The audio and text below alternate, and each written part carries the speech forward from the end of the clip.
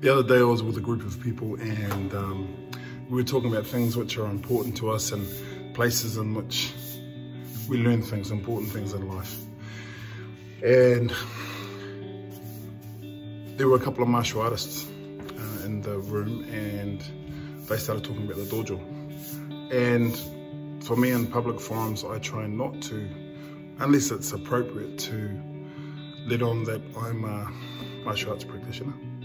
And so I kind of sat back and listened to what people had to say, and people talked about fitness and strength and fighting skill and those sort of things. And I thought all these things were really pertinent things. So for me, I reflected on what a dojo is to me. And you can see my dojo is behind me. The floors are red, not from blood shed, but just because it's how we got the building. This dojo represents so many things to me. It represents people that have come and gone, great friendships, blood, sweat, tears, injuries, confronting myself, confronting some fears I have, confronting some attitudes that I have kept and maybe needed to let go. It also is a place where every day I'm grateful for the students that I have. I'm grateful that people want to come and train. And every part of this dojo has a memory.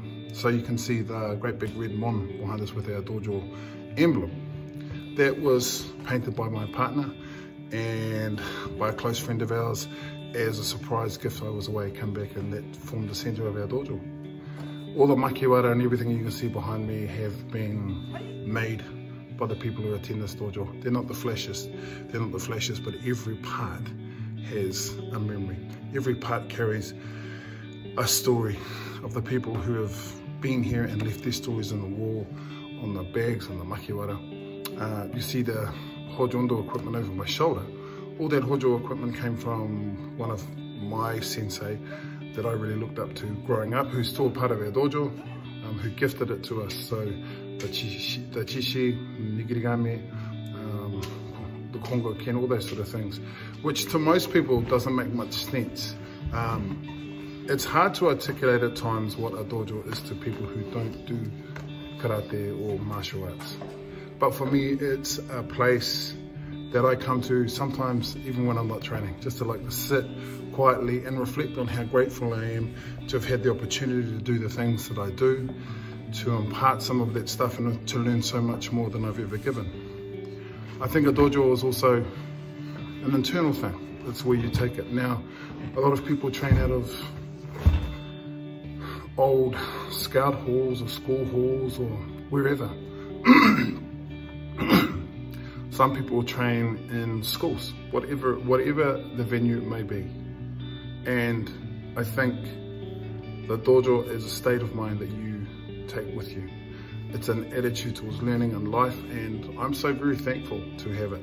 I'm so very thankful for every part of it, every crack in the carpet, every time I've had to tape up the mats or change lights or sweep the floors or just rearrange the weapons or whatever.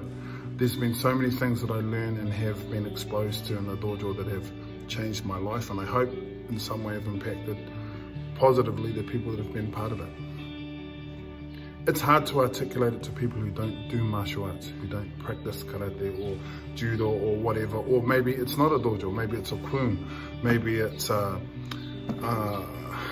doyang, whatever it is for you. Maybe it's even a space out at the backyard where you've created a training space.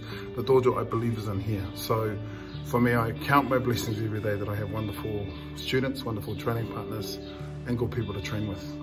If you have the good fortune to have a dojo, never ever take it for granted, and always remember there's always more to learn. This has been my Sunday morning, getting in, reminding myself how much I don't know and how far I've still got to walk on the path. Hope you're doing the same.